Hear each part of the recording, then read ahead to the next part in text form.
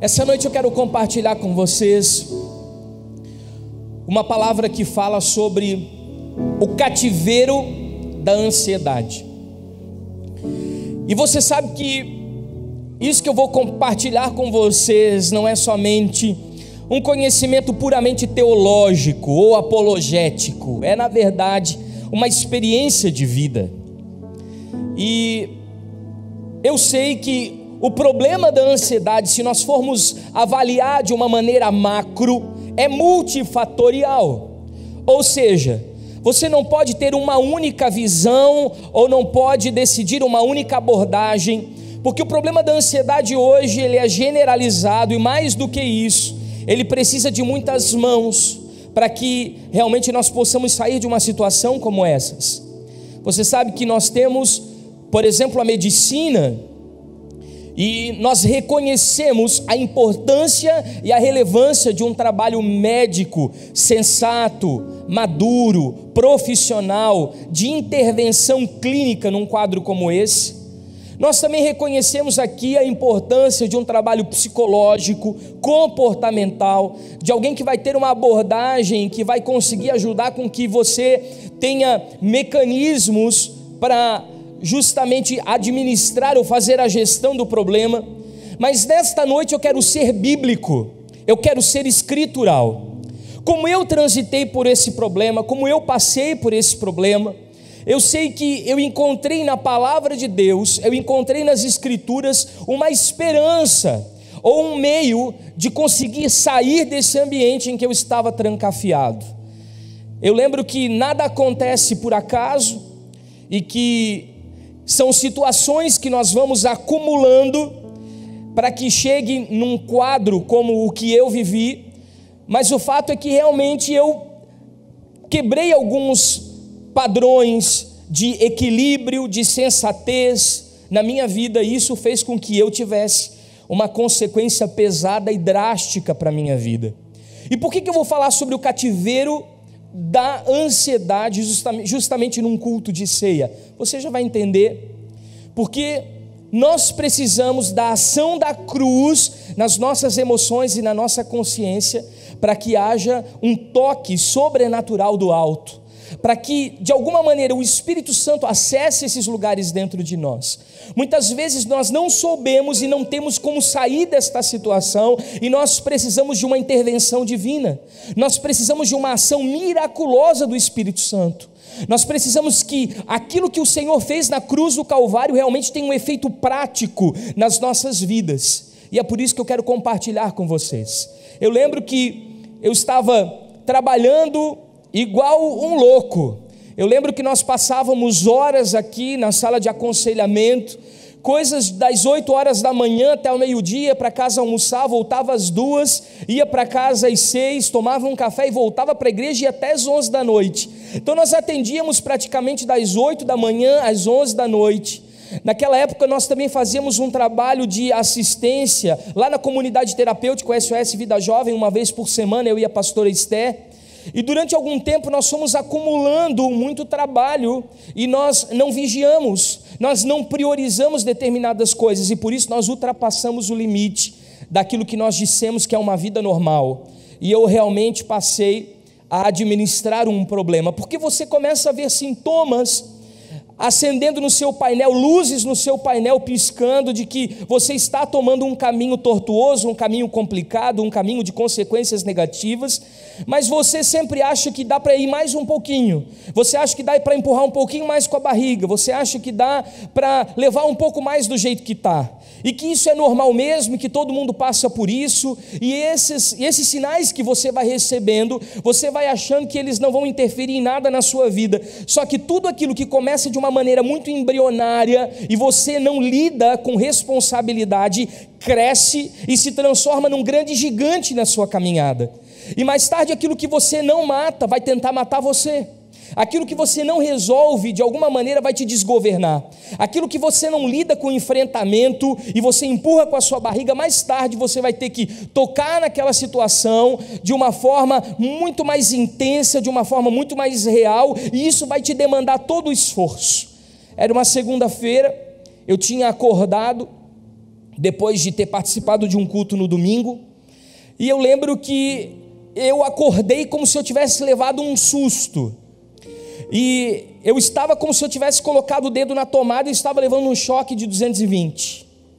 A minha boca estava seca, minha garganta estava seca, mas ao mesmo tempo eu estava encharcando uma camisa inteira, as minhas mãos estavam suando, os meus pés estavam suando, o meu coração parecia que ia saltar pela boca de taquicardia, eu não estava conseguindo administrar aquilo, e a minha cabeça pensava num looping, em várias situações negativas e problemas e adversidades, e de repente eu comecei a me ver apavorado ali, e aí eu pedi para a Josi medir a minha pressão, e quando nós medimos a pressão arterial, ela estava em 19/9, e eu levei um susto com aquilo, porque eu tinha acabado de acordar.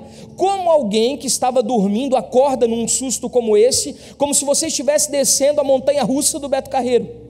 Uma coisa louca estava acontecendo comigo. Eu lembro que nessa situação a Josi ligou para o pastor Lapa, ele foi até lá em casa, me serviram algum chá, suco de maracujá para tentar baixar aquilo. Resumo, eu realmente tive que buscar um tratamento clínico, médico, de acompanhamento para fazer os exames necessários, tomar a medicação necessária.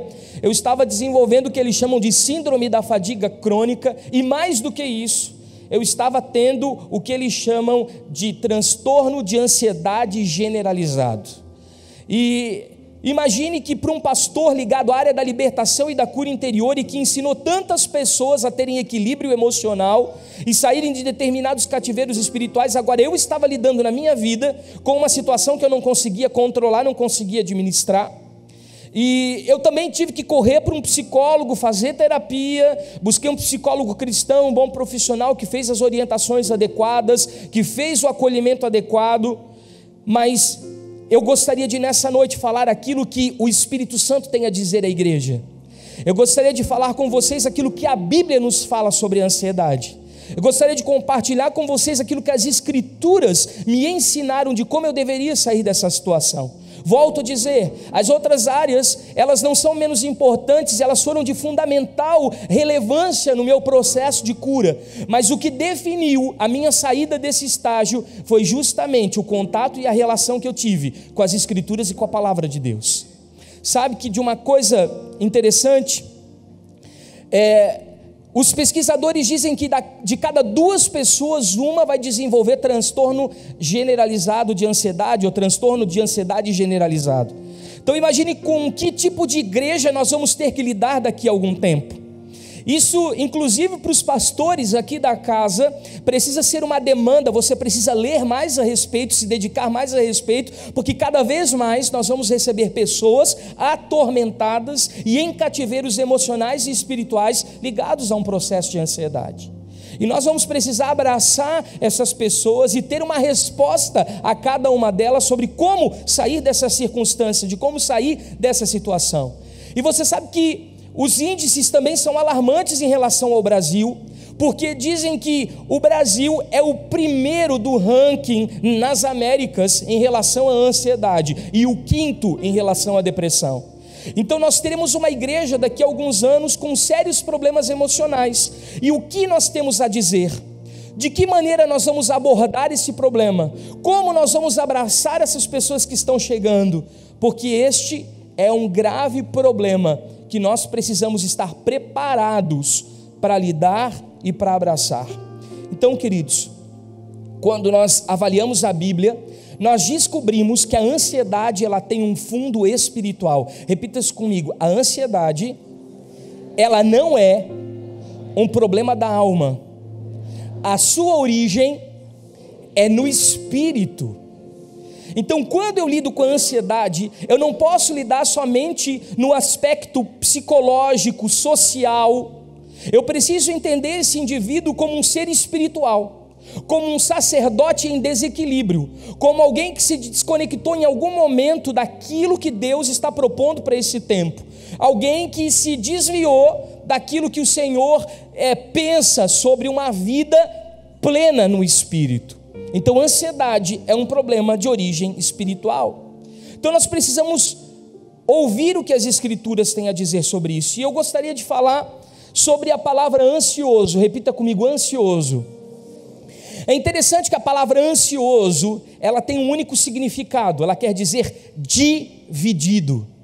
Alguém ansioso é alguém dividido, é alguém que a sua consciência, ou seja, o seu pensamento, o seu plano de interpretação da vida está totalmente separado, está longe daquilo que tem sido gerado no seu coração, ou nos seus sentimentos, ou nas suas emoções, ou na sua percepção de vida. Quantos me acompanham nisso?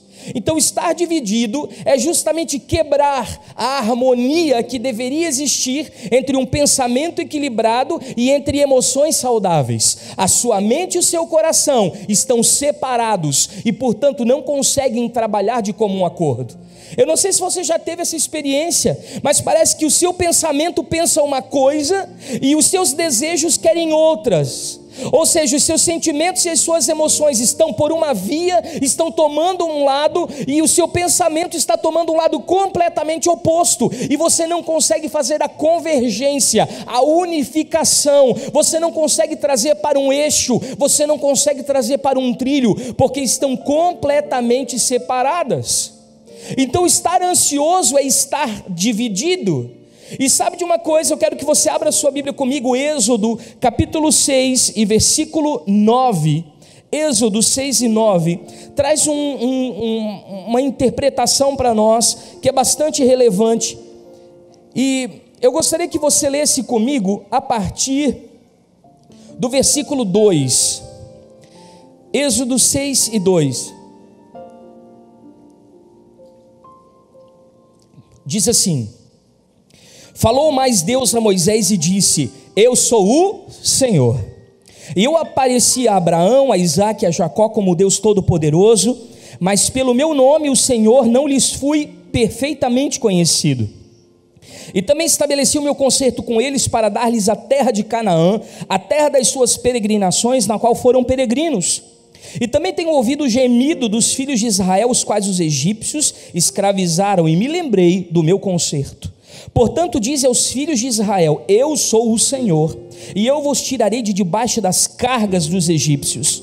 Eu vos livrarei da sua servidão, e vos resgatarei com braço estendido e com juízos grandes. Eu vos tomarei pelo meu povo, e eu serei o vosso Deus, e sabereis que eu sou o Senhor vosso Deus, que vos tiro de debaixo da carga dos egípcios. E eu vos levarei à terra, acerca da qual levantei a mão, que eu daria a Abraão, a Isaque e a Jacó, e vou-la darei por herança. Eu sou o Senhor.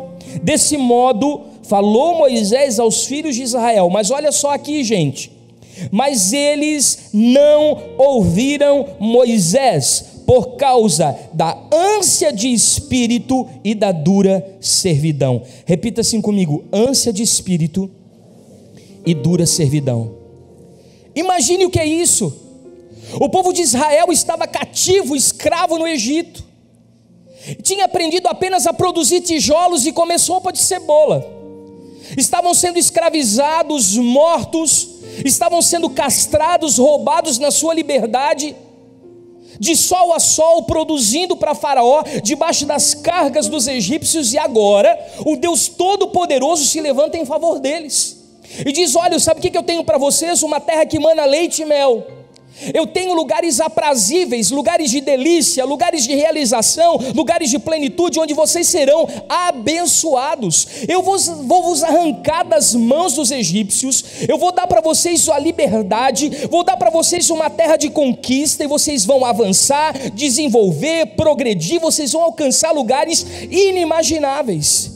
Imagina você viver uma vida que diariamente você é humilhado, a sua família é escravizada, você não tem esperança, não tem um dia de amanhã, não tem visibilidade de um dia melhor, não tem o sonho de uma possibilidade de uma vida diferente. E agora Deus chega e promete para você algo completamente diferente e extraordinário, dizendo: você será livre, mandará no seu próprio nariz, será proativo, e agora você vai encontrar a verdadeira felicidade. Só que o que acontece? Eles tinham uma mentalidade escrava, mas eles estavam afetados pela ânsia de espírito. A ansiedade rouba a capacidade de você ouvir e entender o propósito de Deus para a sua vida. Você vive circunstancialmente. Você só consegue olhar para os problemas, para as decepções, para as situações complicadas, para as crises, para o caos, para aquilo que se instalou na sua vida de forma cíclica, e você não consegue sair daquele quadro de negatividade, por conta de que a sua mentalidade já foi escravizada pelo espírito do medo, pelo espírito do mundo, e agora você está preso nisso e não consegue vislumbrar uma oportunidade, uma possibilidade de uma vida melhor. Deus está dizendo para você: eu tenho liberdade. Deus está dizendo: você vai avançar, você vai conseguir, eu tenho promessas lindas para a sua vida, mas por conta da ansiedade que toma o seu espírito, você é roubado do direito de sonhar com Deus. A ansiedade, ela rouba a sua capacidade de sonhar com o Senhor. Então repita comigo: a ansiedade é um problema do espírito. E o próprio Moisés, que recebeu essa palavra da parte de Deus, é um péssimo exemplo para nós, porque Moisés estava lá como aquele que foi salvo das águas, o filho da filha de Faraó, um homem que foi criado dentro da melhor doutrina do velho mundo, que era o Egito. O Egito já tinha química, física, astronomia, astrologia, universidades. Imagine, Moisés foi criado nesse ambiente. Ele teve tutores que o capacitaram a ser um rei, a ser um príncipe, a ser um estadista. Mas ele não sabia que dentro dele era latente, fervia um coração libertador. Ele tinha sido escolhido para ser colocado como um líder diante daquele povo e salvar o povo hebreu das garras de Faraó. E quando ele olha então aquele soldado egípcio batendo num hebreu, ele se desespera, ele arranca aquela arma das mãos do soldado e ele mata o soldado egípcio. E por conta disso, ele se antecipa. Então repita assim comigo: todas as vezes que eu estou ansioso, eu me antecipo. Sabe o que é se antecipar? É viver emocionalmente no futuro. Você não consegue viver o presente, você não consegue resolver as questões do agora, você não consegue aproveitar o momento, você não consegue ter uma leitura equilibrada da situação que você está vivendo agora, nesse presente momento, e o seu coração está agonizando por coisas que ainda não aconteceram, e por conta disso, você mete o pé pelas mãos, você entra num quadro de dúvida, de incerteza, e você fala o que não deveria, você se expressa da maneira inadequada, você tem atitudes e posturas condenáveis, e você acaba se complicando ainda mais, porque você antecipa por não respeitar o tempo e o modo de Deus. Foi o que aconteceu com Moisés, porque ele era ansioso, ele sabia que carregava dentro dele um perfil de um libertador, mas ele não aguardou o tempo adequado de arrancar aquelas pessoas das garras dos egípcios, não esperou Deus o colocar num lugar de autoridade, ele antecipou esse lugar de autoridade, por isso ele atrapalhou o propósito de Deus. E sabe o que acontece por conta disso? Ele foge como um assassino, para não ser morto pelo faraó, e ele passa 40 anos morando junto com Jetro, se casando com Zípora e cuidando de cabras, até que de repente aparece para ele uma sarça ardente, que se queimava, mas não se consumia. Agora imagine, por conta da ansiedade, ele dá um circuito ou um ciclo de reprovação de 40 anos. Quantos de nós entra ano e sai ano, e nós continuamos nas mesmas situações reprováveis, porque nós somos afoitos? Por causa da ansiedade, nós tomamos atitudes impensadas em momentos inadequados e não medimos as consequências. E por isso nós estamos andando em círculos. Por 40 anos Moisés ficou, e nós muitas vezes passamos anos aguardando algo de Deus acontecer na nossa vida, mas por conta de nós não termos respeitado o tempo de Deus, nós acabamos quebrando a promessa, nós acabamos perdendo o propósito, nós acabamos atrasando a obra de Deus para a nossa vida. De tanto ser antecipado, nós nos tornamos atrasados. Segundo ponto que eu vejo em Moisés é que ele é extremamente preocupado. Repita assim comigo: preocupação. A palavra já me diz tudo. A preocupação é eu me ocupar com coisas que ainda não aconteceram.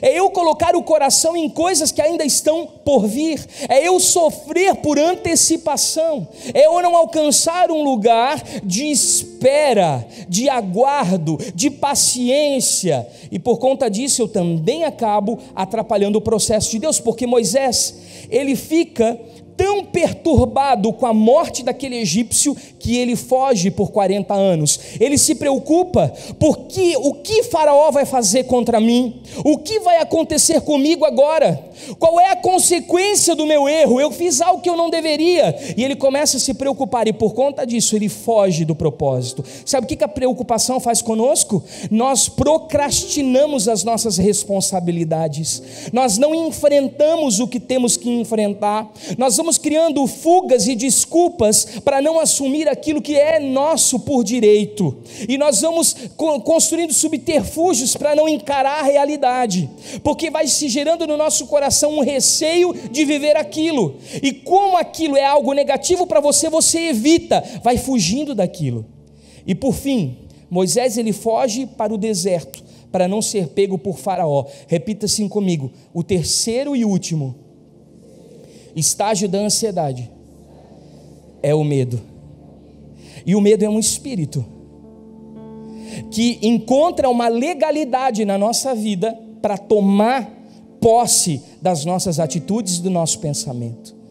Por conta de que ele ficou tão preocupado, tão ansioso, tão antecipado em relação ao que iria acontecer, Moisés, então ele foge para o deserto para não ser pego por Faraó. E aí o medo, ele neutraliza a nossa vida. Quantas coisas nós não conseguimos vencer por causa do medo? Talvez você não consiga tirar sua carteira de motorista, talvez você não consiga voltar a estudar, talvez você não consiga fazer com que os sonhos e projetos que Deus tem para a sua vida realmente sejam construídos, sejam edificados, sejam desenvolvidos, porque você vai fugindo daquilo que Deus te chamou para fazer por conta do medo. Você inventa uma série de justificativas, uma série de desculpas, mas no fundo mesmo, você tem medo de assumir aquilo que Deus colocou nas suas mãos e propôs para a sua vida. E nós fugimos. Agora eu quero que você abra comigo Mateus capítulo 6, você está recebendo essa palavra? Mateus capítulo 6, versículo 19.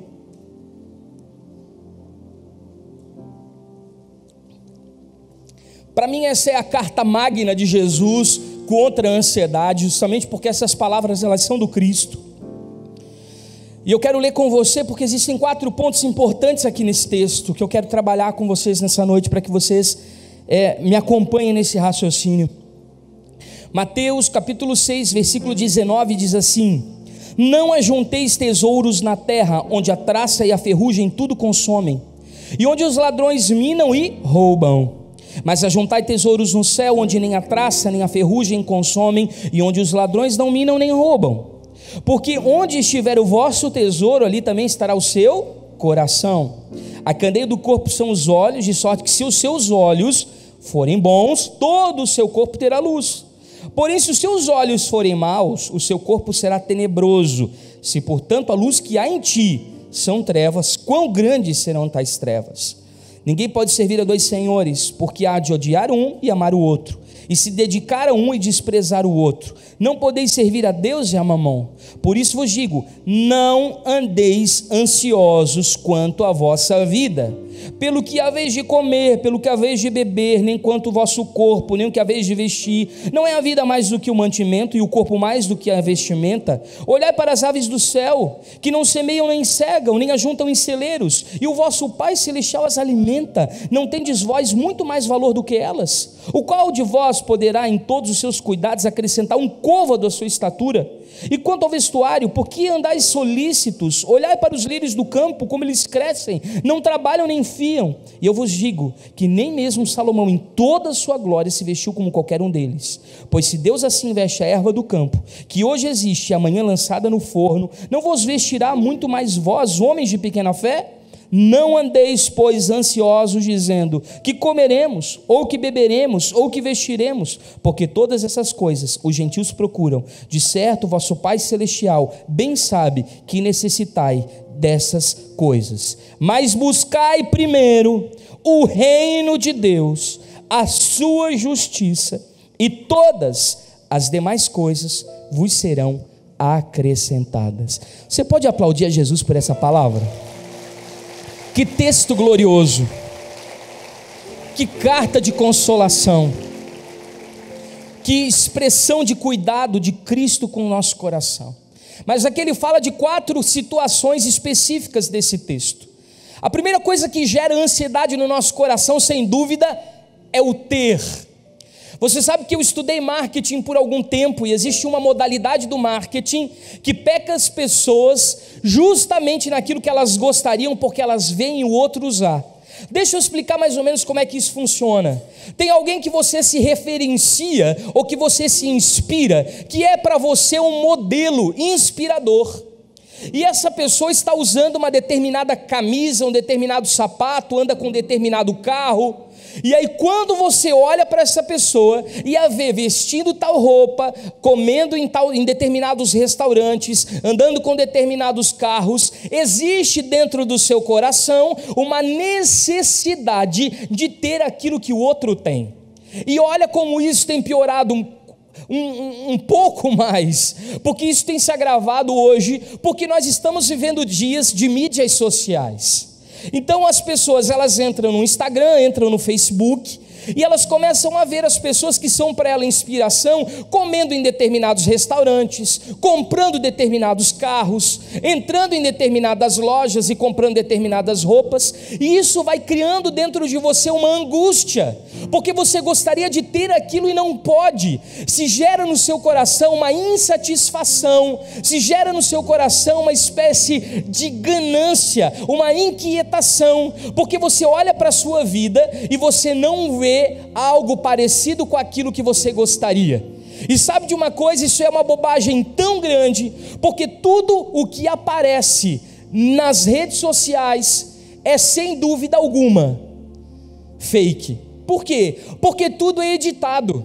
As fotos são digitalizadas, são preparadas, as imagens são preparadas e digitalizadas. Quando você olha aquilo na verdade é uma vida de ilusão. E você começa, ao invés de ter uma vida concreta, uma vida fundamentada, uma vida de base, você começa a querer ter e se inspirar em algo ilusório, algo que não vai te preencher o vazio, algo que não vai preencher o seu interior, e isso vai te adoecendo interiormente, isso vai te gerando ansiedade. Aqui Jesus é bem claro, ele fala sobre pessoas que guardam tesouros na terra, onde a traça e a ferrugem destrói e consomem, pessoas materialistas, pessoas gananciosas, pessoas que, em primeiro lugar, elas querem salientar o ter. Hoje nós estamos vivendo um processo em que as pessoas são valorizadas pelo que elas têm, pelas imagens que elas passam. As pessoas já são valorizadas hoje pela aparência, não mais pela essência. Elas são valorizadas pelo rótulo, não pelo conteúdo. Elas são valorizadas muito mais pela capa que elas carregam do que pelo aquilo que elas construíram dentro delas. Nós estamos vivendo um tempo em que ter se sobressai ao ser. E por isso as pessoas estão desesperadas e ansiosas, querendo ter uma vida de ilusão, e esse lugar nunca chega, porque quando você conquista aquilo, você descobre que aquilo não te preenche, e você quer um outro horizonte, e quando você chega nesse horizonte, você também descobre que aquilo não te preenche, e que aquilo é somente vaidade. A segunda coisa que Jesus fala é justamente sobre a ganância. Repita assim comigo: a acumulação. Ele diz o seguinte: não junteis tesouros na terra. Nós somos acumuladores. Nós temos mais sapatos do que precisamos. Nós temos mais camisas do que precisamos. Nós temos mais comida na geladeira do que podemos comer. E a gente acaba até se tornando mal agradecido, porque a gente olha para tudo isso e a gente pensa assim: meu Deus, eu estou com vontade de comer tal coisa. E com certeza você está com vontade de comer aquilo que em casa não tem. Então nós comemos demais, vestimos demais, compramos demais, produzimos lixo demais, porque nós nos tornamos acumuladores. Nós estamos de forma gananciosa agregando coisas que na verdade não nos preenchem. Que pena, porque sabe o que acontece? Nós não conseguimos compartilhar, nós perdemos a sensibilidade de compartilhar. Nós temos tantas coisas em casa que poderiam servir tanto para outras pessoas, mas nós queremos muito mais do que nós precisamos. E essa ansiedade de acumular, de ter, de poder, sabe, comer o tempo inteiro, vestir o tempo inteiro, comprar o tempo inteiro, isso leva você a uma ansiedade de querer coisas a todo momento. É como se fosse, algumas pessoas chamam isso de terapia do consumo. As pessoas ansiosas, elas estão ansiosas até que elas comprem um bem, e aquilo funciona como uma dose de droga, que vai anestesiar os seus sentidos por alguns instantes, mas quando você compra e você tem, logo passa aquela vontade, e uma outra dose de ansiedade começa, e você precisa de uma nova compra para se sentir feliz. O terceiro ponto são os governos iníquos. Repita comigo: idolatria. Aí você pode dizer: pastor, mas eu não sou mais idólatra, eu já saí das religiões em que as imagens eram importantes para mim, eu não me prostro mais diante dos falsos ídolos, eu não tenho mais nenhum relacionamento com as imagens de escultura, eu não vivo mais na idolatria. Mas o que é que está ocupando o seu coração? Tem uma canção antiga que eu gosto muito da letra, e ela fala mais ou menos assim: no trono do viver só existe lugar para um, lugar de quem governa todo o ser. No trono do viver só pode haver um Senhor. Se forem dois, um será amado e o outro rejeitado. Sabe o que acontece conosco? Nós não temos noção do que é idolatria. Idolatria é tudo aquilo que ocupa o lugar de Deus na nossa vida. Se você tem um problema familiar mal resolvido e aquilo rouba o seu sono, quando você acorda aquilo está lá, quando você vai dormir aquilo está lá, quando você trabalha aquilo está lá, aquilo tomou um lugar na sua vida muito maior do que Deus, porque está ocupando o lugar do Senhor. Se você tem uma relação de dependência emocional com alguém, num sentido de relacionamento afetivo, essa pessoa ocupa um lugar gigantesco na sua vida de idolatria e está sentado no trono que deveria ser do Senhor. Se você tem uma carreira profissional promissora e aquilo ocupa esse lugar dentro da sua vida muito maior do que o lugar que o Senhor deveria ocupar, saiba que essa sua carreira hoje é a sua idolatria. Nós precisamos entender que se você talvez tenha um ministério, uma carreira na esfera da fé que você abraçou, talvez seja hoje para você mais importante do que Cristo, e tem uma cara boa, porque você afinal de contas está vivendo algo relacionado à sua vocação e ao seu chamado. Quantos me entendem? Digam amém. O que ocupa o lugar de Deus na sua vida? Isso é idolatria. E a idolatria, quando você quer muito algo, a Bíblia diz que a obstinação é como um pecado de feitiçaria. Aquilo é um desejo incontrolável dentro de você, a ponto de te tirar do eixo, a ponto de te roubar do trilho, de te confundir na jornada, de confundir o seu caminho, de fazer você viver em dúvida, perdido, incerto sobre o dia de amanhã. E essa falta de segurança, porque você quer controlar determinadas coisas que estão fora do seu controle, te levam a um quadro de ansiedade terrível. O quarto ponto é uma visão tenebrosa. Repita assim comigo: cegueira. Lembra do que nós lemos acerca da ânsia do espírito no povo hebreu lá no Egito? Lembra disso? Isso é que te torna cego, porque você não consegue ver o agir de Deus. A sua fé enfraquece, você apostata da fé. Você não consegue vislumbrar um sobrenatural de Deus, um agir do Senhor de forma milagrosa. Você vem à igreja, você participa dos cultos, você levanta a mão durante o louvor, você ouve a palavra, mas parece que Deus não é real para você, porque você não tem convicção, você não tem fé, você está cego. Deus está dizendo: eu tenho o melhor dessa terra para você, eu tenho uma terra que mana leite e mel, eu tenho um lugar de delícia, mas a cegueira da ansiedade está fazendo com que os seus olhos se tornem cegos.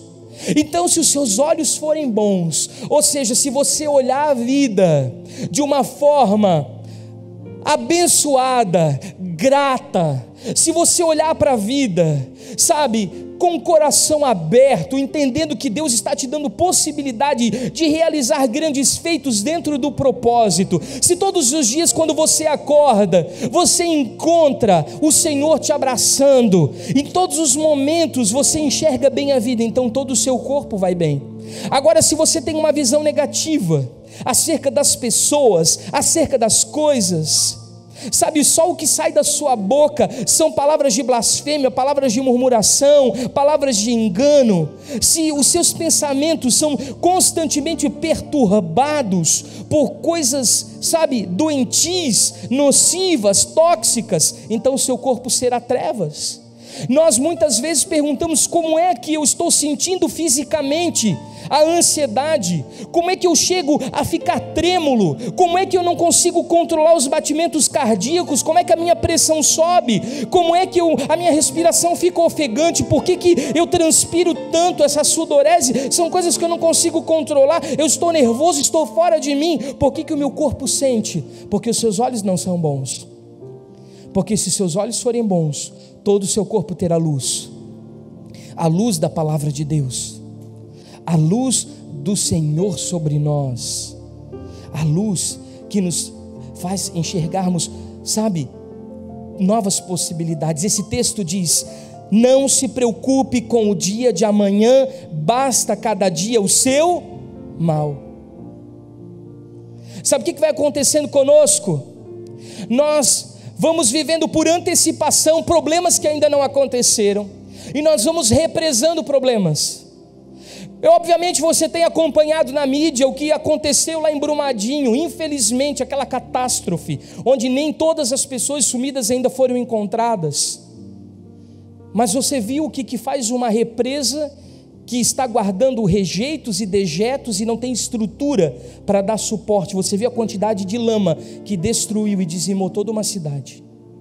Assim somos nós vamos entupindo o nosso coração com os lixos da vida, com os dejetos da vida, com os rejeitos da vida, e quando essa barragem do coração ela rompe, você acaba prejudicando não somente você, mas todas as pessoas que estão ao seu derredor, porque o seu marido no seu casamento sofre, a sua esposa no seu matrimônio sofre, os seus filhos sofrem em casa, os seus amigos no ambiente de trabalho, os seus amigos no ministério, porque você é uma pessoa que não tem controle, você é uma pessoa prestes a espanar, uma bomba prestes a explodir, um vulcão extinto prestes a entrar em erupção.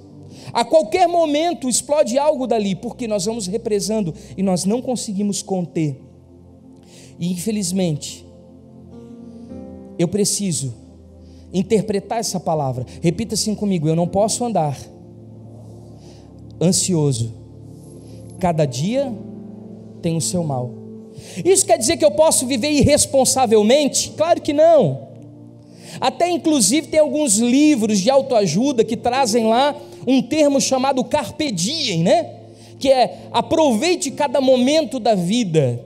Glória a Deus por isso. Hoje nós estávamos ouvindo uma canção de criança lá em casa, eu e o Arthur, e é uma canção muito doce, que fala sobre pisar na poça de água, sabe, correr atrás de passarinho, sabe, correr num campo durante um processo de chuva, durante uma chuva, ter contato com a natureza. Essas coisas são extremamente importantes, mas essa palavra sobre cada dia ter o seu mal, ela pode ser interpretada de duas formas.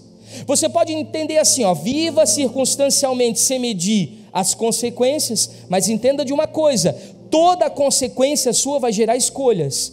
Então você vive de uma forma irresponsável e inconsequente hoje.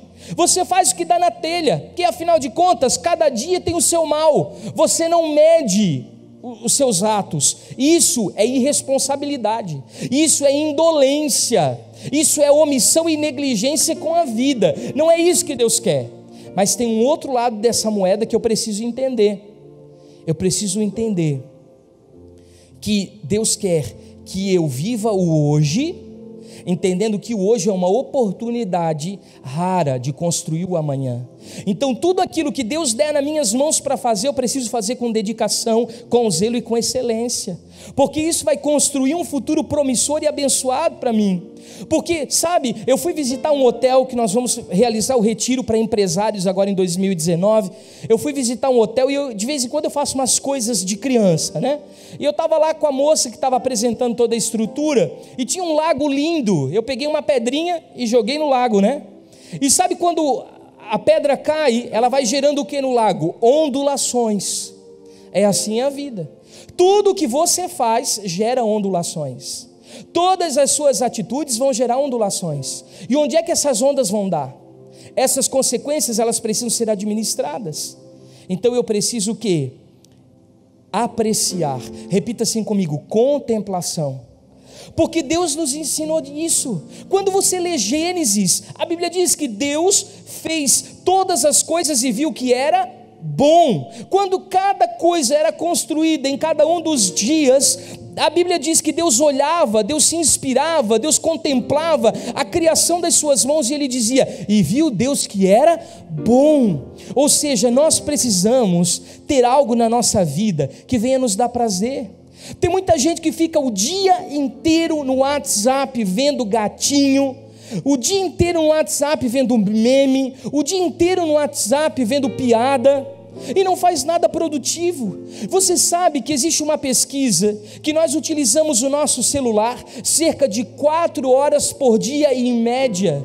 4 horas era o tempo que você sentava com um amigo para tomar uma xícara de café. 4 horas era o tempo que você fazia algo produtivo para você mesmo. Quanto tempo você poderia estar lendo um livro, poderia estar enriquecendo a sua mente, poderia estar investindo na sua carreira profissional, poderia estar investindo no seu ministério, poderia estar tendo tempo com Deus, de oração, de meditação na palavra. Mas o que você está fazendo? Você dorme com o celular e acorda com o celular. E essa vida é uma vida complicada, porque você posta foto e é como fumar. Você posta foto e você toma um copo d'água, você volta para o celular para saber quantos likes a foto teve. Aí você não fica contente, você vai fazer outra coisa. Daqui a pouco você volta para o celular para saber se alguém deixou alguma mensagem embaixo da sua foto. E daqui a pouco você vai para lá e você volta para responder a mensagem que o outro te mandou. E quando o outro te ofende, você cria uma briga. Então você vive enrolado naquilo. Isso é só um exemplo. Eu estou falando do celular, mas tem inúmeras outras coisas que não edificam, que não constroem a nossa vida. O celular deveria ser usado como uma ferramenta de trabalho, não de entretenimento diário. Tem outras coisas que você poderia estar fazendo. Você poderia estar tendo uma caminhada para apreciar a vizinhança. Você poderia estar conversando com os teus vizinhos.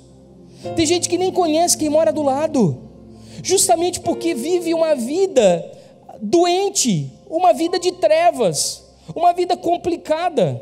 E eu quero que você abra comigo Filipenses, vamos lá, já estamos indo para o final.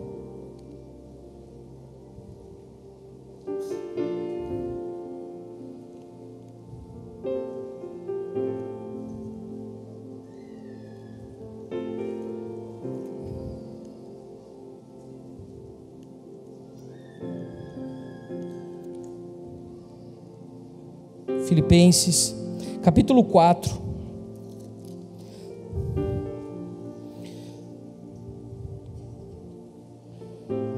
do versículo 6, diz assim: não andeis ansiosos por coisa alguma, antes as vossas petições sejam em tudo conhecidas diante de Deus pela oração e súplicas com ação de graças.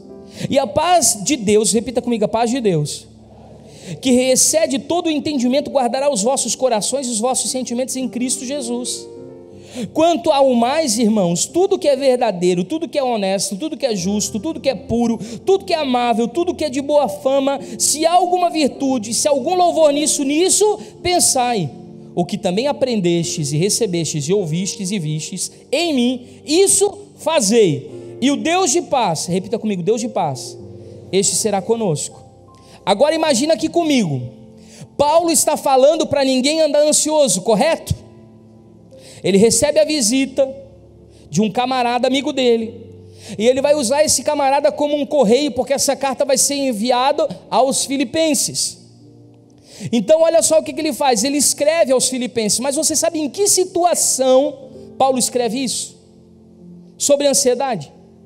Paulo estava preso em Roma, aguardando exatamente a sentença do imperador. Imagine se fosse nós, preso numa cadeia esperando a sentença do juiz. A gente estava desesperado. Não precisa nem assinar a sentença de morte, que a gente já passava a corda no pescoço dentro da prisão, porque nós não soubemos esperar. Nós não soubemos esperar. E Paulo aqui, ele nos dá uma lição de vida.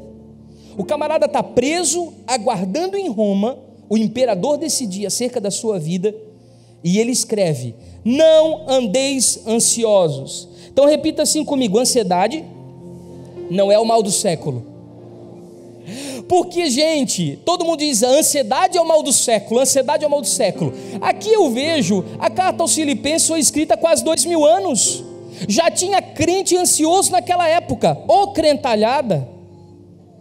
E Paulo foi obrigado a escrever uma carta para os ansiosos de plantão, e dizer: olha gente, não fiquem ansiosos por coisa alguma. Então a ansiedade, ela não é um problema deste século, é um problema dos séculos e dos séculos, porque é um problema do espírito. Não é porque agora tem a internet, não é porque agora tem não, sempre as pessoas tiveram problema com ansiedade, porque esse é um desajuste espiritual. Então aqui existe uma ordem, repita assim comigo: uma ordem. Então eu preciso entender, não é que todo ansioso está em pecado e vai para o inferno. Por favor, olha a apologética, olha a exegese aqui, né? A aplicação do texto bíblico, não tem nada a ver com isso. Mas se eu entendo que a Bíblia é uma carta normativa, de instrução diretiva para a minha vida, e o apóstolo Paulo, que foi um homem que subiu ao terceiro céu e viu coisas inefáveis, ele está me dizendo para que eu não ande no imperativo, ansioso por coisa alguma. A Bíblia está declarando aqui uma ordem. Então, se eu não obedeço a ordem, eu pratico o quê? Uma transgressão. Repita assim comigo: quando eu não pratico uma ordem, eu estou transgredindo a instrução. E o diabo é um excelente legalista, ele só trabalha por legalidade. Como é que alguém fica com síndrome do pânico? Como é que alguém fica desesperado? Como é que alguém vive a ansiedade? Como é que alguém vive o medo? Simples: transgrediu a lei, quebrou uma lei chamada o descanso. Porque o descanso, ele não é um dia, o descanso é uma pessoa. Vinde e aprendei de mim, que sou manso e humilde de coração, e encontrareis descanso para as vossas almas. Essa palavra descanso no original hebraico é Shabat. Jesus está dizendo: eu sou o Senhor do sábado. Não adianta você descansar um dia e não descansar em mim. Ele não está invalidando uma coisa em detrimento de outra. Jesus não anulou a lei, não anulou o dia, mas ele está dizendo: você precisa aprender a descansar em mim, porque eu sou o quê? Manso e humilde de coração. O que é mansidão, gente? É justamente um valor interior que eu desenvolvo contra a ansiedade. A mansidão é a tranquilidade, é a calma, é o equilíbrio, é a ponderação, é a sensatez. Então, quando eu descanso nele, e se eu não descanso, eu quebro a lei do sábado, eu quebro um princípio, e Satanás então, ele se aproxima, ele adentra esse lugar. Vem cá, pastor Éder, rapidinho. Isso, fica lá de frente para eles. Vem cá, pastor Fernando, rapidinho. Pastor Fernando aqui, está todo mundo vendo aqui, gente? Dá um tchau para mim lá atrás. Isso. Pastor Fernando aqui representa para a gente o espírito da ansiedade. Ok? E aqui está quem? Está o pastor Éder. O pastor Éder, ele é consciente que existe uma lei que diz: não andeis ansiosos. E quando ele transgride a lei, então Satanás tem a legalidade de acessar a sua vida. Então dá um passo para frente, pastor Éder. Pastor Éder quebrou a lei, ele transgrediu, ele saiu do lugar que Deus havia o colocado para viver o propósito. Então agora a ansiedade tem o poder de dominá-lo. Palmas para os nossos atores. Obrigado, gente. É assim que funciona na nossa vida. Se os meus olhos forem bons, todo o meu corpo será luz. Se os meus olhos forem maus, todo o meu corpo estará em trevas. E aqui Paulo, ele fala sobre nós vivermos ansiosos, porque parece que a gente não crê num Deus. E ele deixa 3 instruções, repita assim comigo, 3 instruções. Você pode acompanhar elas para a gente encerrar? A primeira delas é vida de oração. Vida de oração. Se você perguntar assim, pastor Jackson, o que te ajudou a sair desse lugar? Vou te explicar. Vida de oração e súplica e ação de graças. Vai para Deus todo dia e diz assim: Senhor, eu estou ansioso, tem boleto para pagar amanhã e eu não tenho dinheiro. Senhor, eu estou preocupado, porque eu não quero, Senhor, que as pessoas pensem que eu sou um cara mau caráter, trapaceiro, porque eu sempre honrei as minhas dívidas, e eu sempre coloquei o meu nome em primeiro lugar, porque eu também sou cristão, e eu não quero envergonhar o seu nome, Senhor. Senhor, eu estou com medo de ir para um Serasa, eu estou com medo de entrar no vermelho no banco, eu estou com medo de me enrolar com cheque especial e cartão, está difícil para mim. O que eu faço nisso, gente? Eu falo. E o falar organiza o pensamento. A Bíblia diz: confessai vossas culpas uns aos outros, para que sejais o quê? Curados. Quando você está falando com Deus, a cura está brotando dentro do seu coração. Você está liberando para o Senhor as suas dores, as suas cargas, os seus pesos, as suas injustiças, as suas angústias. Você está colocando diante do Senhor, a oração e súplica. Aí você vai suplicar agora: vem, Senhor, sobre mim.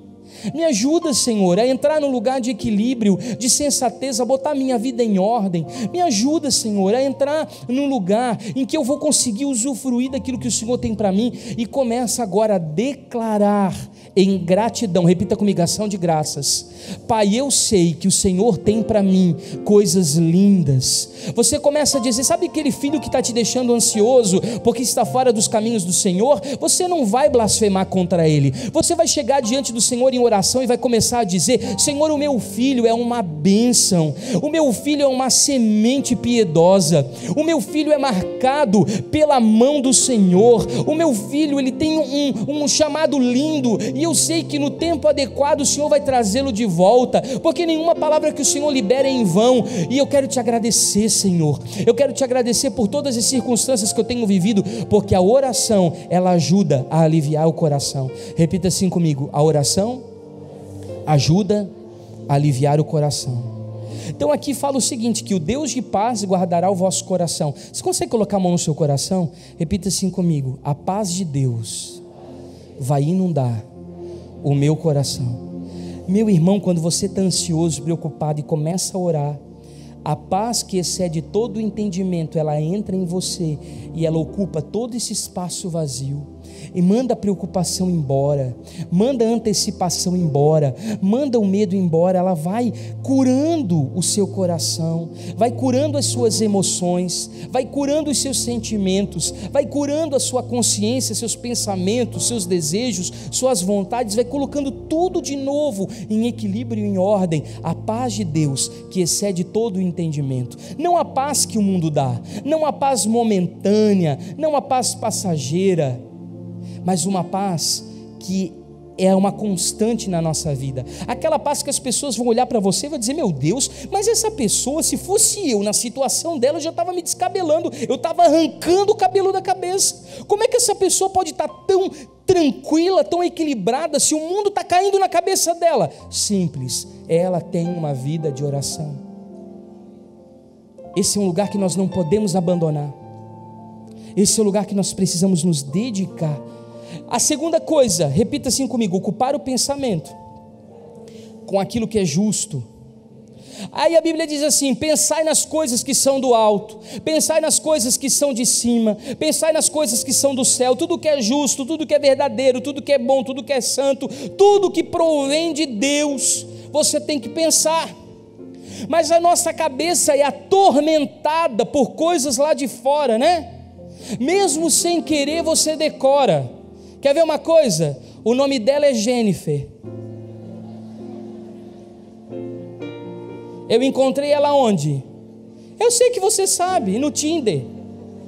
Aí o irmão não sabe o que é Tinder, ele baixa o aplicativo, daqui a pouco ele já está namorando e adulterando pela internet. Por quê? Ele deu mente e espaço para as coisas do mundo. E sem querer, gente, pelo amor de Deus, para de assistir Cidade Alerta. Sem querer, você já vai para a página do Pasquim da cidade para ver quanto mais sangue, mais assassinato, mais roubo. Meu Deus, parece que a vida tem mais graça. E o assunto entre nós não é bom. Parece que se a pessoa não sabe falar da desgraça, ela não participa da conversa. Porque a gente quer falar só sobre desgraça. E aí a gente vai conversar com as pessoas, né? Tu não soubesse? Meu Deus, está todo mundo sabendo. E aí aquilo começa a compartilhar coisas negativas, coisas tóxicas, coisas destrutivas, e aquilo vai ocupando a sua mente. Meu irmão, daqui a pouco você sente uma dor no fígado, você já está no Google achando que é câncer. Você sente uma dor de cabeça, já vai fazer uma tomografia em vez de tomar uma Neosaldina.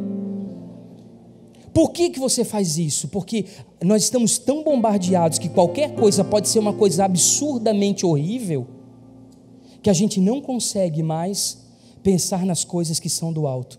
Infelizmente nós estamos dando ouvido para esse século.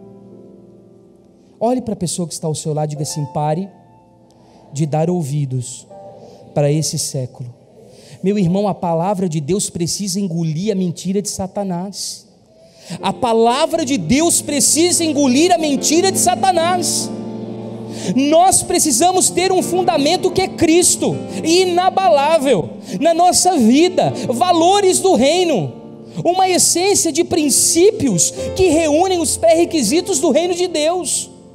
Isso precisa ocupar o nosso coração, isso precisa ocupar a nossa mente, sabe? Às vezes a gente está cheio de coisas ruins. Mídia social é a mesma coisa, está lá olhando, né? Parece que quanto mais triste, não, eu vou tirar um tempinho para assistir um filme. Ao invés de assistir comédia, vai assistir filme que já tem um que passa a espada no pescoço, já cai a cabeça, o sangue já jorra para o lado. Meu irmão, você vai dormir como? Sonhando com a Annabelle.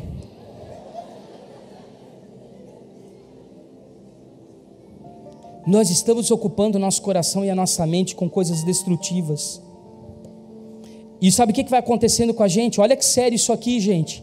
Pensamentos pecaminosos, pensamentos mundanos geram em nós incredulidade. Nós vamos nos esquecendo das promessas, nós vamos nos esquecendo das profecias, nós vamos nos esquecendo das palavras que Jesus liberou sobre a nossa vida.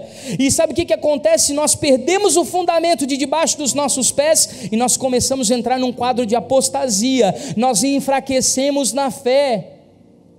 Depois da ansiedade, o próximo passo é pensar assim: será que Deus existe mesmo? Será que Jesus realmente se preocupa comigo?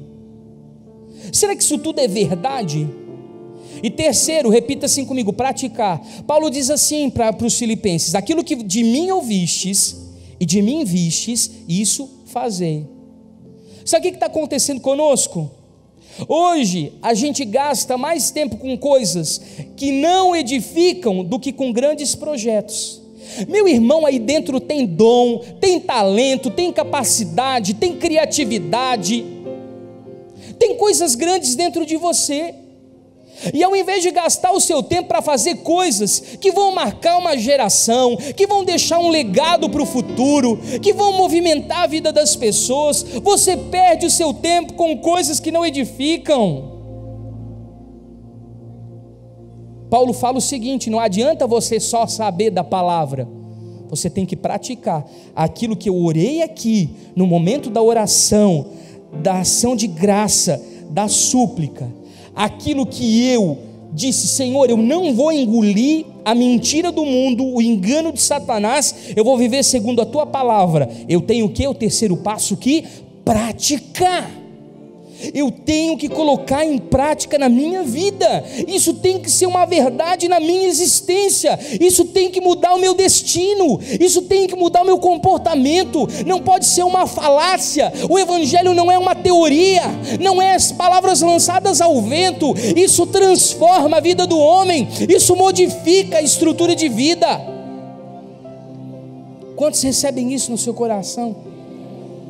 Então às vezes a gente está ansioso porque o ser humano ele precisa realizar, e você está sem senso de propósito, você está sem senso de realização, você não tem nenhum desafio que te ajuda a levantar da cama de manhã. Aí essa falta de propósito, ela vai gerando dentro de você: meu Deus, o que eu vou fazer amanhã? O que eu vou fazer depois? E o que vai ser da minha vida? Daqui a pouco você está no emaranhado de pensamentos tóxicos, podres, que vão te prender em lugares errados. O que mais pode atrapalhar a minha vida, pastor? Vou fazer uma listagem rapidinha aqui para você. Primeiro, o que pode trazer ansiedade? Falta de perdão. Vai resolvendo seu coração aí, porque perdão, como diz o pastor Juscelio, não é um mandamento e também não é um sentimento, é uma oportunidade privilegiada que Deus nos dá de nós sermos livres dos nossos algozes. E você não está aproveitando essa liberdade para ser livre de ninguém. Essa pessoa está no seu coração a todo tempo, na sua mente o tempo todo, você não consegue se desvincular dela, e por isso você está adoecendo interiormente. Você está ansioso porque o seu coração está adoecido por conta da amargura. Outra coisa que pode trazer ansiedade: problemas mal resolvidos do passado. Você já experimentou compartilhar a sua história, as suas verdades com alguém, sem filtro, sem reserva, sem limite, 100% de verdade, 100% de libertação? Chegar na frente de alguém e vomitar: olha, eu pratiquei isso, eu fiz aquilo, sabe, sem medo. Procurar alguém espiritualmente bem equipado, moralmente equilibrado, e abrir sua vida. Coloca a sua vida para fora. Aquele que confessa e deixa alcança a misericórdia, mas aquele que não confessa jamais prosperará. Então, se você quer prosperar, abre o coração, confessa suas culpas, confessa seus pecados, diz o que você praticou. Sabe por que você está ansioso? O diabo está te pegando num segredo lá do passado, e você carrega culpa por conta disso, e você não consegue fugir disso, porque você acorda, aquela situação está sendo apresentada diante de você. Você vai dormir, aquela situação é apresentada diante de você. 24 horas por dia aquela situação está do seu lado, porque ela nunca foi resolvida. Você precisa colocar a sua vida a limpo. Se andarmos na luz, como Cristo na luz está, nós temos comunhão com o seu corpo, e o seu sangue nos purifica de todo o pecado. Sabe por que a pessoa vive ansiosa? Ela não quer ser livre, ela quer viver abraçada nas mentiras que ela construiu uma vida inteira. Porque se você tiver coragem de abrir a sua vida, você vai ver que isso vai aliviar as suas cargas, vai aliviar a sua mochila.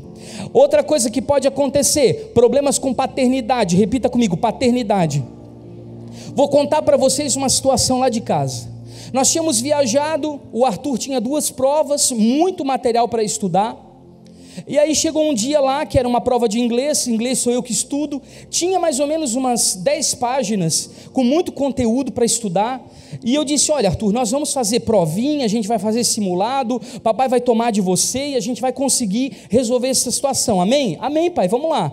E a gente estudou um dia inteiro, ralamos ali, e ele gabaritou as provinhas que eu fiz, e eu disse: filho, você está pronto, vai para a escola e faz a prova, porque vai dar tudo certo. Chegou no outro dia na escola, a professora falou assim: Arthur, se você quiser mais uma semana para estudar, porque é muito conteúdo, a professora dá, a prof libera, aí você faz semana que vem. Ele disse: não, o meu pai disse que eu estou pronto, pode fazer comigo. Fizeram a prova e ele tirou 10. No outro dia era a prova de matemática. Olha só como a gente se projeta. Eu odeio lógica, e quem estuda matemática lá em casa é a Josi. E era mais do que a quantidade de inglês. Quando eu vi aquela quantidade de número, de conta, eu entrei em colapso. Eu chamei a Josi no quarto e disse assim: ele não vai dar conta. Aí ela falou assim: como que não? Não, Josi, é muita coisa para estudar. Essa prova é amanhã, não pode esquecer. Manda um WhatsApp para a professora aí e remarca essa prova, porque amanhã não tem jeito dele fazer. Só que eu falei baixinho com ela, só que ele ouviu de lá onde ele estava, e eu não sabia. No outro dia acordamos de manhã, o Arthur emburrado na cama. Eu não vou para a aula. Por que, Arthur? Não, tem prova hoje e o meu pai disse que eu não estou pronto. Aí lá saiu eu da cama, fui lá e disse: meu filho, pai quer retirar a palavra que o pai liberou ontem. Papai vai orar com você e a gente vai retirar essa palavra. Eu quero dizer que você acertou todos os simulados que a mãe fez ontem. Você sabia a tabuada de cor. Você fez todas as contas do seu jeito, sem ter recebido nenhuma aula. Você está pronto, você está preparado. Gente, eu custei para mudar a cabeça desse menino. Eu fui de casa até no colégio, dentro do carro, falando: você vai conseguir, você vai conseguir, você vai conseguir. E graças a Deus, ele foi para o colégio, fez a prova e tirou 10. Sabe o que eu aprendo com isso? A palavra do Pai traz segurança. Sabe por que nós somos ansiosos? Nós nunca tivemos um pai que nos deu segurança. Lá atrás, na nossa criação, na nossa formação, no nosso desenvolvimento, a gente não teve um pai que disse: você consegue, eu acredito em você, eu estou do seu lado, se der alguma coisa errada nós vamos enfrentar juntos, você não está sozinho, eu vou enfrentar junto com você. A gente nunca teve. E hoje é difícil para a gente, mesmo com a nossa nova natureza em Cristo, mesmo matando o velho Adão, a velha criatura aqui dentro, a gente abraçar Deus e dizer: Senhor, eu não tive quem me desse segurança, mas o Senhor me dá. Então eu tenho que o quê? Orar, não mais dizendo Senhor, e orar dizendo Deus. Eu tenho que orar chamando de Pai, e a gente declarar mesmo: Pai, eu sei que você está comigo. Pai, eu sei que você me dá segurança. Eu sei que você me dá suporte. Eu sei que você me dá apoio. Eu sei que você está do meu lado. Eu não estou sozinho, Pai. Você está comigo. Porque o Pai traz segurança. Quando isso falha, a gente se perde. Outra coisa que acontece é porque as pessoas, elas hoje são imediatistas. Nós temos uma vida de miojo. Em 5 minutos nós estamos prontos. Nós temos uma vida de micro-ondas. A gente quer tudo ao mesmo tempo, o tempo todo. Nós não temos uma mentalidade de processo. E sabe de uma coisa que eu descobri, pastor Fernando? Que até José, no Egito, pisou na bola. Porque José sempre para mim foi o modelo do processo. Ele foi para a cova, os irmãos mentiram, ele foi vendido para a caravana dos ismaelitas, foi parar na casa de Potifar, foi preso como estuprador, e lá na cadeia ele disse para o copeiro: olha, não esqueça de mim, hein? Olha a ansiedade aqui.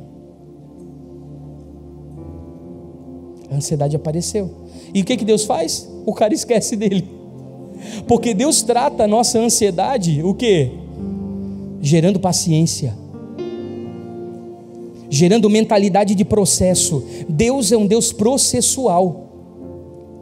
Ele poderia ter construído tudo num dia só, ele fez em 7. para mostrar para a gente que não é no nosso tempo, não é do nosso jeito e não é da nossa forma. Há um tempo e um modo específico para todas as coisas. Nós precisamos desenvolver paciência no processo. E por que eu estou falando sobre isso hoje, num dia de ceia? Porque a Bíblia diz, através do profeta Isaías, que Ele levaria sobre si todas as nossas dores e enfermidades, o castigo que nos traz a paz estaria sobre Ele, pelas suas pisaduras nós seríamos sarados.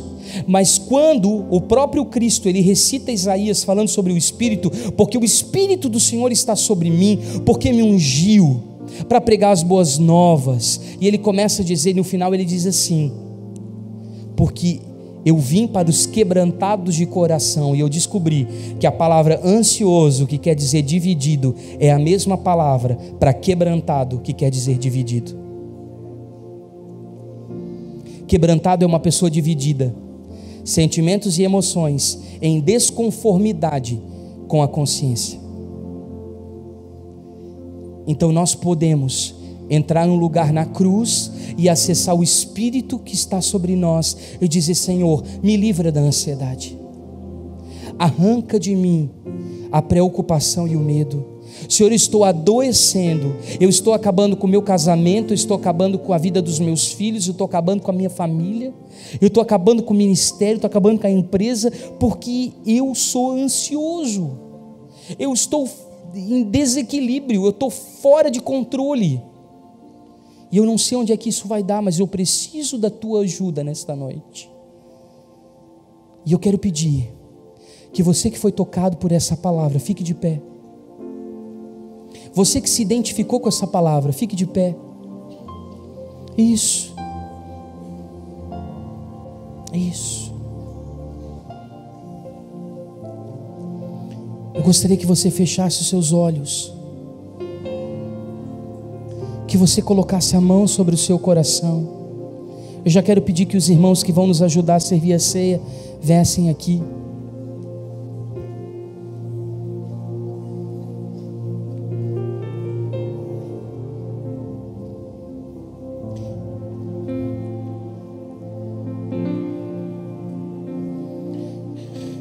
Repita assim comigo: eu não andarei ansioso por coisa alguma. Eu buscarei em primeiro lugar o reino de Deus, a sua justiça, e todas as demais coisas me serão acrescentadas. Faça a sua oração agora diante do Senhor. Não espere por mim, é o seu momento com Deus.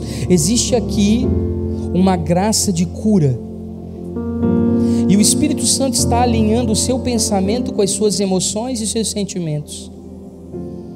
Eu vejo como se nesse ambiente estivesse sendo gerado uma espécie de um eclipse. Sabe quando a lua, o sol e a terra entram exatamente no mesmo eixo em alinhamento? O Senhor está alinhando pessoas aqui nessa noite. Ele está tocando no seu espírito, onde as minhas mãos humanas não alcançam, e Ele está colocando em ordem os seus sentimentos, as suas emoções e os seus pensamentos. Você não vai mais tomar nenhum tipo de atitude precipitada. Você não vai pisar mais na bola, antecipando as coisas que não são o tempo para acontecerem. Você vai ter graça de Deus para suportar o dia a dia, até que o Senhor, Ele faça isso acontecer na sua caminhada. Você não vai viver com medo. Por quê? Porque o Senhor tem cuidado de você. Ele é o seu Pai. Ele te dá segurança, Ele te dá confiança, Ele te dá fundamento, Ele te dá chão para que você corra, Ele é o caminho para que você trilhe.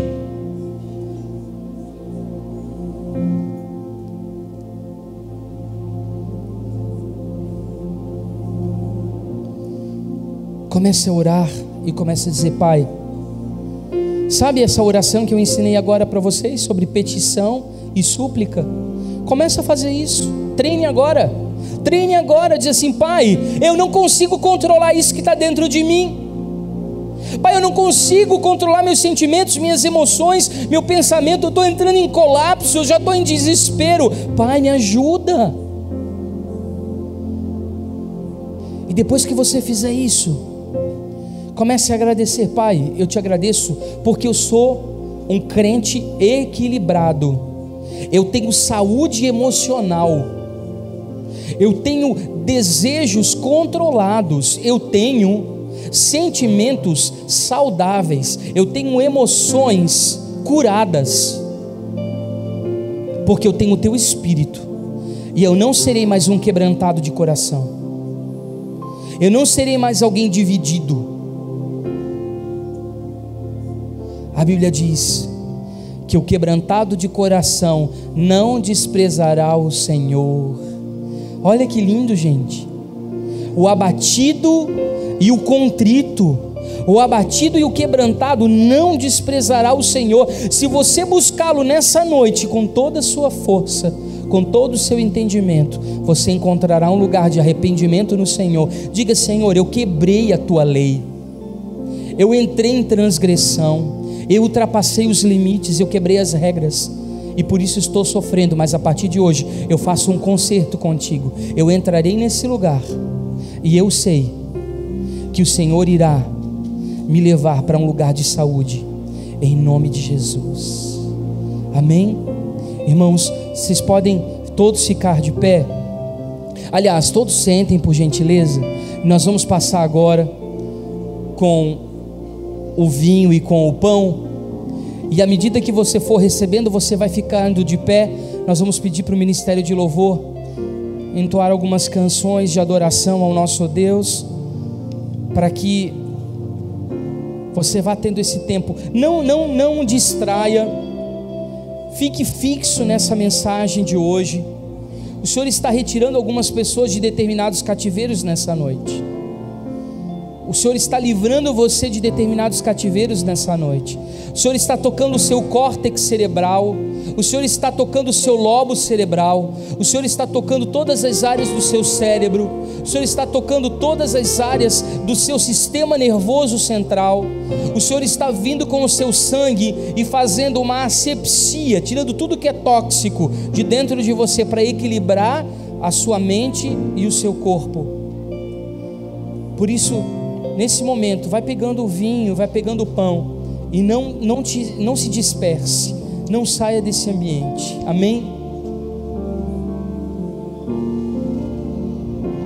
Antes de eu falar, tu cantava sobre mim.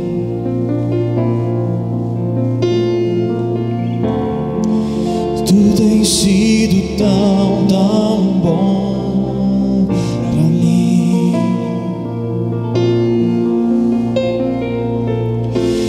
Antes de eu respirar, sopraste tua vida em mim.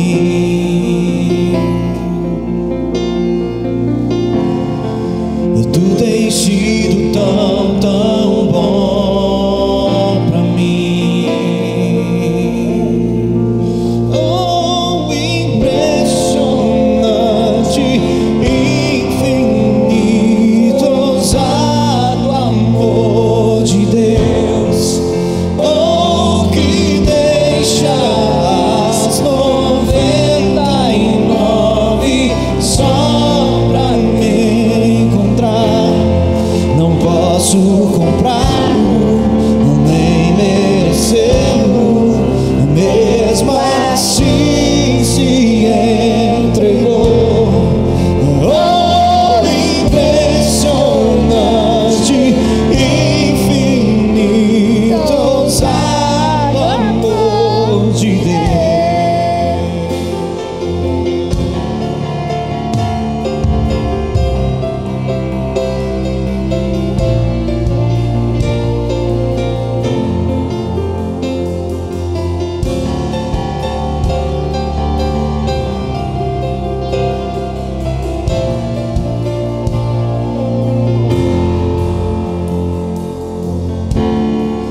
Inimigo eu fui, mas teu amor lutou por mim.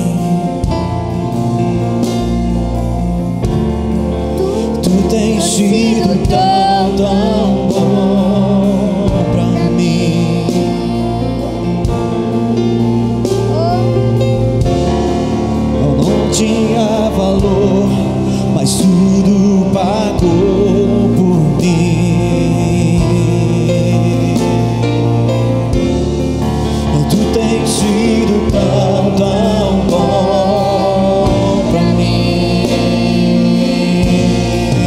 Oh, impressionante, infinito, ousado amor de Deus. Oh, que deixa as 99 só pra me encontrar. Não posso comprá-lo, nem merecê-lo, mesmo assim se entregou. Oh, impressionante, infinito, ousado amor de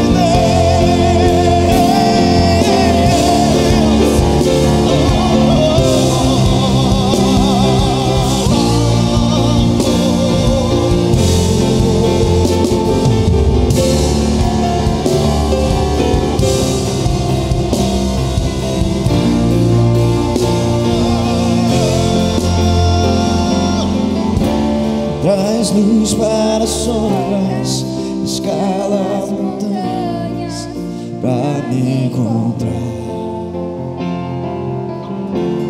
Derruba muralhas, destrói as mentiras pra me encontrar. Traz luz para as sombras, escala montanhas pra me encontrar. Derruba muralhas, destrói as mentiras pra me encontrar. Traz luz para as sombras, escala montanhas pra me encontrar. Destrói as muralhas, destrói as mentiras pra me encontrar.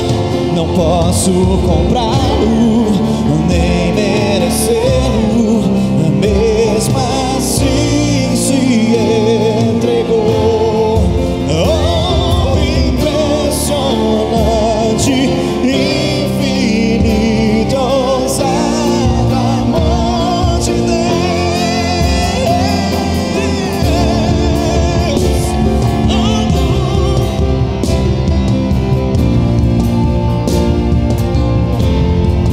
Oh, impressionante, infinito, ousado amor de Deus. Oh, que deixa as 99 só pra me encontrar.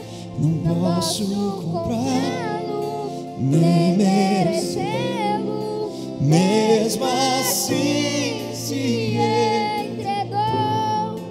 Oh, impressionante, infinito, ousado amor de Deus.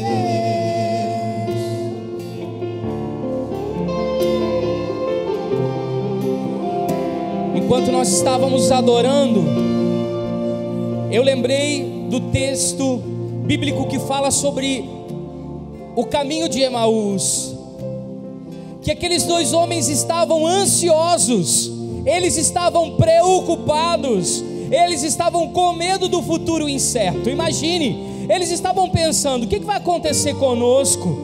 Tudo aquilo que falaram acerca de Jesus, o Messias, será que era realmente verdade? Eles estavam confusos, eles estavam atônitos pelo que havia acontecido, estavam incertos. O futuro para eles estava nublado, eles não tinham convicção de um futuro.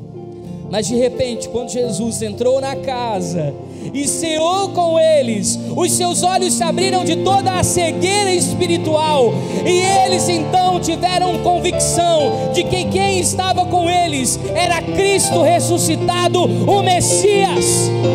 Portanto, nessa noite, nenhuma ansiedade roubará de nós a visão. Nós estamos sendo alinhados nesta noite. E por isso, querido, levante seu pão aos céus. E Senhor, assim como o Senhor compartilhou o pão à mesa naquele dia, rasgando os olhos daqueles homens, para que a ansiedade fosse embora, para que a preocupação cessasse, para que o medo fosse arrancado. Nós hoje oramos, porque nós entendemos que ao participar do teu corpo, meu Deus, os nossos olhos serão abertos e poderemos ver a realidade das coisas, porque nós não nos guiamos por circunstâncias, nós não nos guiamos e nem vivemos por vistas, mas nós vivemos por fé. E fé é o firme fundamento, a certeza das coisas que não se veem, mas que se esperam. Nós teremos esperança da glória, que é Cristo em nós, não uma ansiedade doentia, que nos tira o equilíbrio, que nos rouba o sono, que nos faz cometer desatinos. Por isso nós consagramos este pão, e entendemos que ele está sendo compartilhado para a nossa cura. Participemos em nome de Cristo Jesus.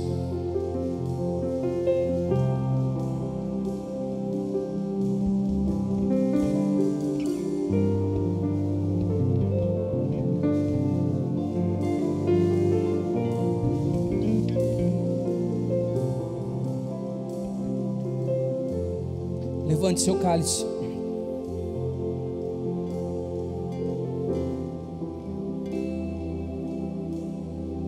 Este sangue foi derramado por mim e por você.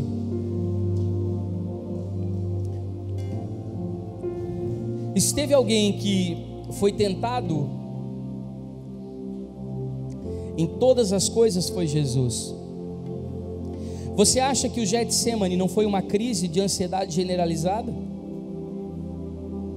O Getsemane foi uma crise de pânico, a ponto de fazer Jesus transpirar sangue. Ele sabe o que você entende, ele entende o que você vive, ele entende o que você passa, porque ele já viveu isso.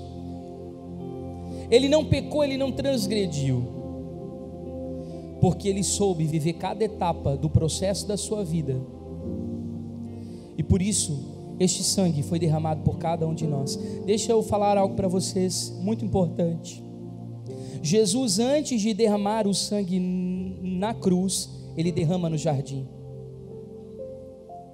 porque antes de nos reposicionar e nos alinhar na cruz, ele nos devolve o ambiente. Onde o homem caiu, Jesus restaurou. Então nós podemos hoje não viver mais em um ambiente sintomático, mas nós podemos viver num ambiente espiritual. Sabe o que isso quer dizer? Que Jesus, naquele momento da hiperhidrose e da hemorroide, aquele momento em que saiu gotas de sangue pelos seus poros, as suas mãos suaram sangue, seu paladar suou sangue, saiu lágrimas dos seus olhos, seus ouvidos, suas narinas, todos os sentidos eles foram consagrados. E se você hoje entende que você faz parte do corpo de Cristo, você não pode mais viver segundo os sentidos da alma. As suas mãos que antes corriam desesperadamente, ansiosas para fazer coisas afoitas e preocupadas, hoje serão mãos que trabalharão habilmente segundo o tato da eternidade.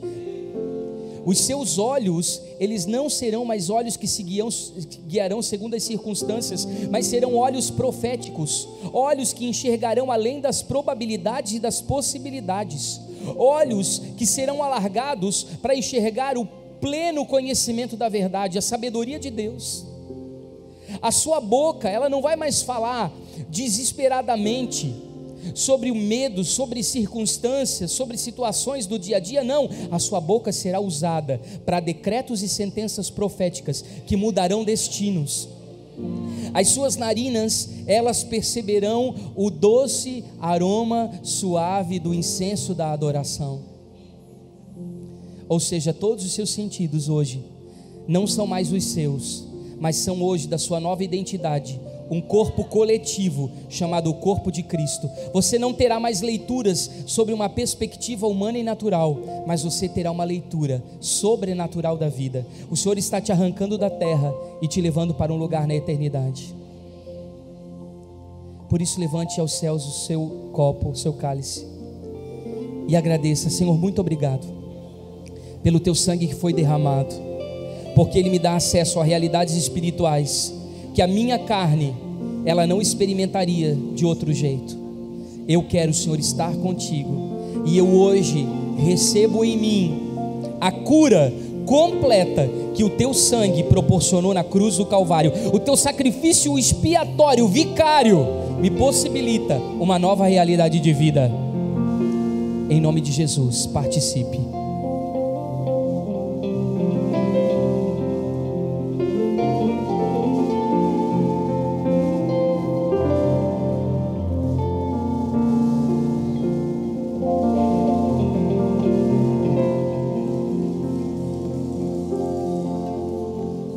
Agora deixe seu copinho aí na cadeira, dê um abraço na pessoa que está ao seu lado e diga assim: não andeis ansiosos. Tudo pra mim, tu és Jesus. Amém? E agora, com toda a sua força, com todo o seu entendimento, com todo o seu coração, dê a maior e melhor salva de palmas que você já deu na sua vida. Oh! Tudo pra mim, tu és Jesus.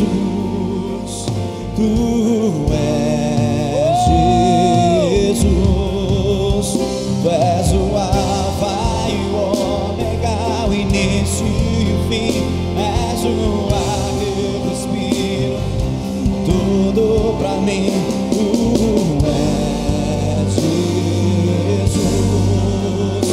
Início e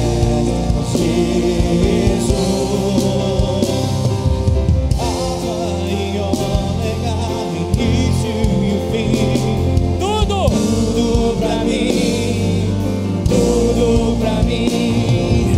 Alfa e Ômega, início e fim, tudo pra mim, tudo pra mim.